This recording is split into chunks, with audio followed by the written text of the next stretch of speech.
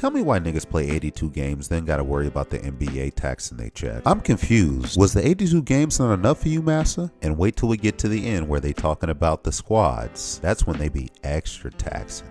Anthony Edwards spent $370,000 in fines in a single season, and it starts at 2K. That's the technical fizzle tax. You look at the ref wrong, 2K. Say something under your breath, 2K. Hit 16 in the season and you're suspended. Ant got ejected on his 16th and threw the ball into the stands on the way out. But at least with the tech, the ref heard you say something. What if you didn't do anything at all? Flopping. Same tax, 2 stacks. The NBA finally made it a tech because grown men were throwing themselves on the floor like they got hit by a car. You flop, the other team gets a free throw and you owe 2 stacks. Somebody should have sent a few of these guys to Hollywood instead of the league. But if faking contact costs you 2K, wait until you see the real contact cost. Flagrant fouls. Starts at 2K but can escalate quickly. 2 flagrants in one game and you finna get bounced. A flagrant 2, you gone immediately. In the playoffs, 4 flagrant points across the postseason get you suspended. And that's for what happens during the action. But what happens when that whistle blows and you still can't walk away?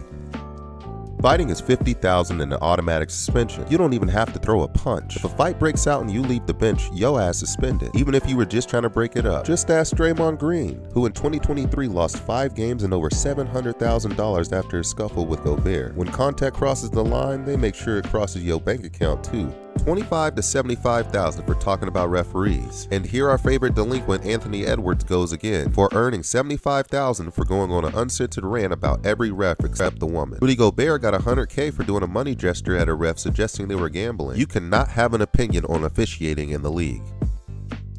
Joel Embiid got a $75,000 fine for flipping off the Celtics fans on Christmas Day. LaMelo Ball got $100K just for the words that came out of his mouth in a post-game interview. The NBA wants you to be entertaining, but only the version of entertaining they approve of, and that's why the players get taxed. But the league taxes the organizations too, and these numbers don't even make no sense.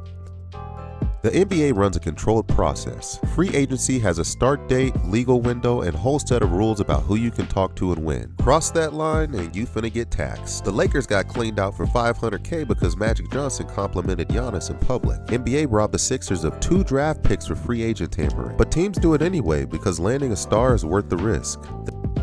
The NBA fines teams $100,000 for arresting players during nationally televised games. Second offense, $250,000, and the third offense is $1.25 million. A fan buys a ticket to see LeBron, and LeBron is in street clothes on the bench. NBA gotta be the only jobber you can get fined for giving somebody a day off. But even $1 million fine isn't the biggest hit in league history. Salary cap exists so no squads can go buy a chip. Every franchise gets the same amount of bread to build a squad. The T-Wolves try to finesse the system and found out the hard way that the NBA don't play. Joe Smith was under contract on an under-the-table deal, a below-market contract with the promise of a payoff later. The league found out and took $3.5 million, the biggest fine in NBA history, as well as stripping the team of draft picks. The league will let some shit slide, but you mess with their bread and they'll burn your franchise to the ground. That's the NBA.